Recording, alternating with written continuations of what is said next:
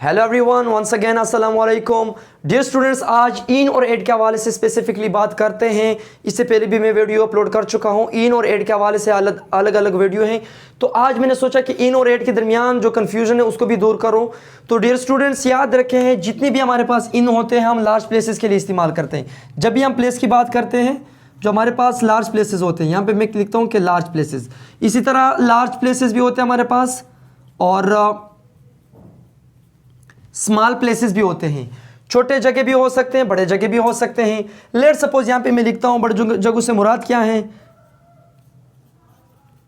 मैं कहूँगा कि इन पाकिस्तान, कभी भी मैं ये नहीं कहूँगा कि एड पाकिस्तान। और इसी तरह मैं कहता हूँ कि इन, अगर एक सिटी की मैं बात करूँ तो इन लाहौर होगा। इसी तरह इन इंडिया होगा। यहाँ पे डियर स्टूडेंट्स मैंने इन क्यों लिखा? इन इसलिए लिखा क्योंकि ये लार्ज प्लेसेस के अंदर आते हैं। तो इसी तरह हमारे पास छोटे छोटे मकामात होते हैं। अब एक सिटी के अंदर चौक होते हैं, एक सिटी के अंदर मोड़ होते हैं, एक सिटी के अंदर बस स्टॉप होते हैं, स्टेशन भी होते हैं। वहाँ पे हम क्या लगाते हैं? एट लगाते हैं। लेट सपोज मैं कहता हूँ कि at the bus stop, at the bus stop. तो यहाँ पे हम एट लगाएंगे क्योंकि एक छोटी सी मकामात है, एक छोटी सी जगह है। इसी तरह मैं कहता हूँ कि एट, एक मोड़ की मैं बात करता हूँ कि एट सिंडिकेट मोड़। इसी तरह एक अड्डा है, उसकी मैं बात करता हूँ कि एट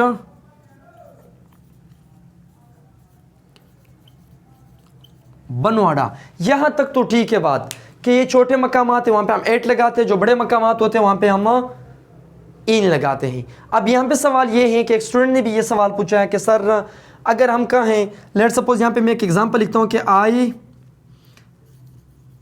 एम इन अ होटल, मैं एक होटल के अंदर हूँ या एक होटल में हूँ। या इसी तरह आई एम एट होटल। तो याद रखें डियर स्टूडेंट्स, ये दोनों ठीक है क्योंकि देखिए अगर इन जो है हम इसके लिए भी इस्तेमाल करते हैं जब कोई बंदा किसी चीज़ के अंदर होता है, जिस तरह I am in the room या I am in the class. तो सिमिलरली आप कह सकते हो कि I am in a hotel. जब हम किसी जगह की बात करते हैं कि I am at hotel, I am at फलाना मोड़, I am at bus stop, क्योंकि होटल जो है ये भी छोटे मकामात के अंदर आता है। तो इन सिंपल वर्ड्स यहाँ पे इन भी लगा सकते हो और एड भी लगा सकते हो, तो इसमें कोई हर्ज नहीं है। दूसरी जो कंफ्यूजन है इन, एट और ऑन में, यहां पे दो जुमले होते हैं। अगर मैं कहूं कि आई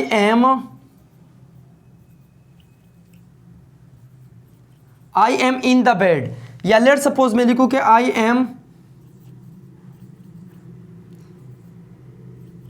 ऑन द बेड, तो डियर स्टूडेंट्स ये दोनों जुमले ठीक है।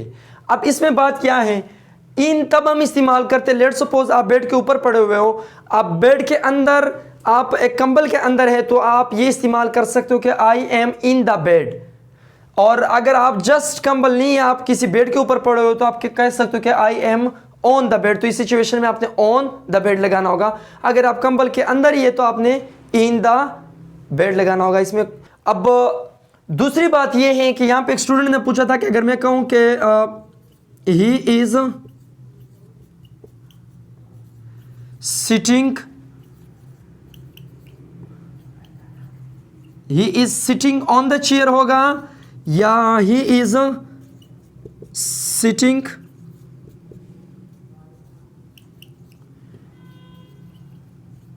इन द चेयर होगा। तो डियर स्टूडेंट्स इसको भी ज़हन में रखिए, इसके अंदर भी लॉजिक छुपा हुआ है।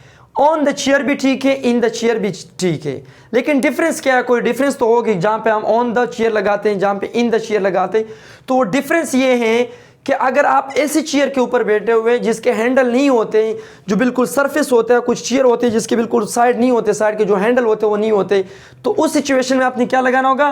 He is sitting on the chair.